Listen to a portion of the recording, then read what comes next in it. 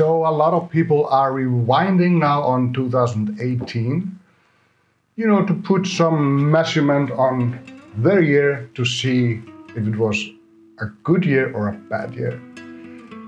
It's good. It's a good thing to do that, even more than once a year. It's very good to look behind, figure out what you're doing right, figure out what you're doing wrong, stop those bad things and double down on those good things. But before we start, here's 2018 in 1 minute.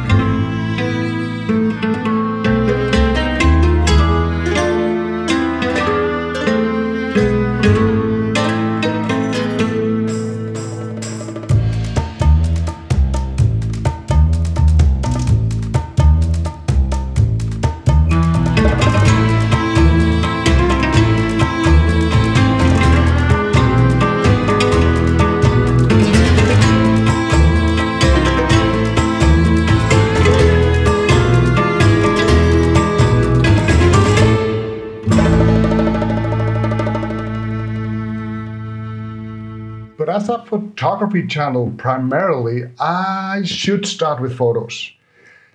Do I have a favorite photo or photos from 2018? Photos that I took? Yes, of course. It tends to be my most recent work. I don't have like a one photo I can say, that's amazing. This is the photo of 2018. I don't have that. I have a few that I really like and I'm proud of. My photography is a lot of things. It's not just like a one thing. It's from paid jobs like weddings and commercial shoots and stuff like that. And also, of course, my primary thing is travel and landscape. My wedding stuff, it's paid work. It's, I'm proud of my work. I do find it good. I find it good work. That's why I'm presenting it and presenting my services. But those pictures, they're not my favorite photos of the year. And, this kind of paid work is usually not. But landscape photos, yes, I have favorites. I have favorites from my landscape shoots, but it's not always the outcome, the photo itself that makes it a favorite of mine. It's usually if it's unique in some way for me. If I went through something to get it, it's so much more the story behind the photo than the actual photo. So that's why I very often say it's not only about the photo, it's about the journey. Doing, for example, those photo tours that I do. Also with my travel stuff, it's it's the people, it's the stories I can if I can tell people's story with my photos, that's what makes me proud of my work. That's my favorite stuff. So pictures that tell stories, pictures with people tend to be my favorite. Here are a few that I like from 2018. I'm following the river to another show. It's a perfect day for the road.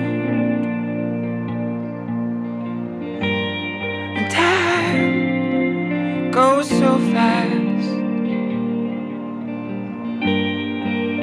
when you're with the ones you love. But I won't worry today, even if time flies away. Even if time flies away.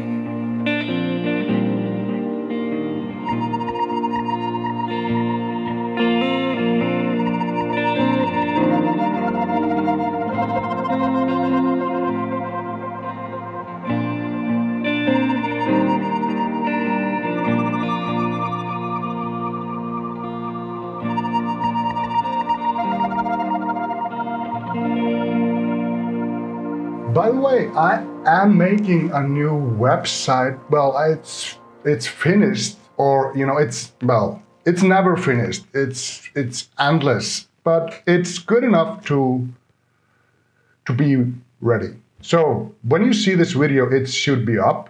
I will probably put it up today. I am trying to select my best work there, the work I'm proudest of. It's a little bit different on my personal photography site than on my, for example, Iceland and Root site. That's more like what I think people would like. But this is more me. My site is more me. So check it out if you want. It's been a work in progress to update my site. The old one was so bad. It makes me depressed to talk about it, so I won't. I have a new one now. Check it out. And of course it wouldn't be a proper rewind if I wouldn't, talk about some gear crap, camera gear. I would say that in the world of photography, what stands out in 2018 are the marketing divisions of all the major brands. They are nothing short of amazing. These people, they are so good in what they do. Not only do they keep convincing people of that their perfectly good camera gear is now useless, and convincing people just to buy stuff that is just complete overkill for them. But they have also managed to, divide people in teams. We got Team Canon, Team Sony, Nikon, and everybody's throwing rocks at each other over camera specs, and they're looking at the screen and making a review and saying, oh, look at this. This is it's so much better, and nobody sees any different. If you zoom in like 500%, okay, some of them might be able to see something, but come on, people, you're fighting big brands' war, and you don't need to do that, because everybody knows this, but I'm gonna tell it anyway. It's not about the gear. It's not about new gear. If your photography is shit in 30 megapixels with a medium dynamic range, it's just gonna be a bigger shit in 60 megapixels with a high dynamic range. It doesn't make a difference. 95% it doesn't make a difference. All those cameras are great, and they are getting cheaper and cheaper. It's great to be a photographer now in 2018, 2019. The cameras have become so good and so much cheaper than they ever were that you can just basically go blindfolded and pick one. So start shooting more. Less crap about gear. In 2018, I managed to break out of my shell in a few ways, but the most visual is my YouTube channel. I wanted to do this for a long time. But I guess, I do live my life not caring really about what other people think of me, at least, that is my goal.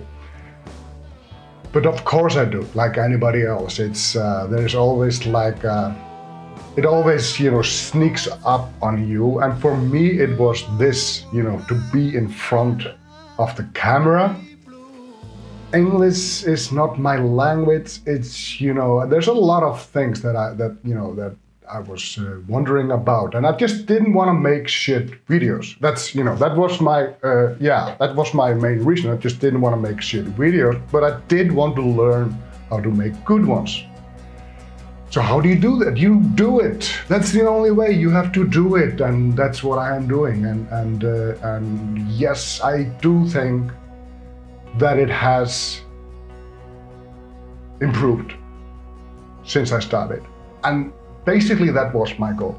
And also, as a bonus, I do enjoy this. I do enjoy this, bringing value to you. And if nothing else, I am learning a lot. I was warned, however, by a lot of people that growth on YouTube in 2018 is slow, very slow. And some people just say impossible. Nothing's impossible.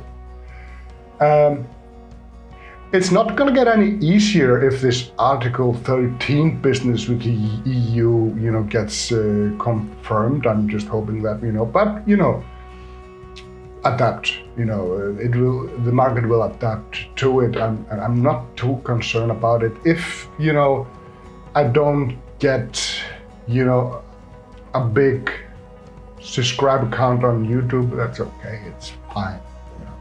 I believe my content is good enough. I don't want to be like one of those, people that you see in like American Idol, and they're singing their hearts out and they are so bad, but they think they're so good. And I hope I'm not that guy. And also I'm not a YouTuber. I'm just a guy making videos. But I watch those YouTuber people, and it seems to me like, YouTube as a company, they are not doing their creators any favors, especially new ones. It seems just be like YouTube is,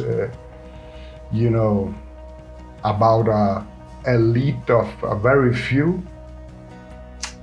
And you just have to watch the 2018 Rewind video from YouTube to see that. They are just completely out of touch with their audience and their creators.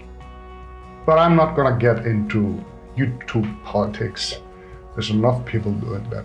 But for me, the year was great. My family is healthy and happy. I got to see places that I've never seen before. I got to meet people, good people. I got to know good people that, that just changed my way of thinking, my perspectives, and made me want to better myself as a person. And friendships, I have new friends that hopefully will last the rest of my life. One more year I was able to provide for my family doing what I love. It was hard work getting there. It took a long time and it was a hard work, but now I'm there and I'm fighting to stay there. It's not like a set deal. I will have to keep on working hard to maintain that. But I wouldn't have done it without, support, a lot of support from my loved ones. And of course, a little luck. And when I say luck, I'm not talking about, like people like to say, you're so lucky that you're working in, doing what you love. That's not what I mean. That's hard work. That's, ambitions, and that's, doing nothing else and not getting paid for a long time. That's how you do that. But when I say luck, I mean I was born in Iceland. I was born in one of those so-called first world countries, for the lack of a better word for that. And that's my luck, because I see a lot of people, when I travel, I see a lot of people hard-working, much more than me or anybody I know, really. They just work from the moment they wake up till they go to sleep.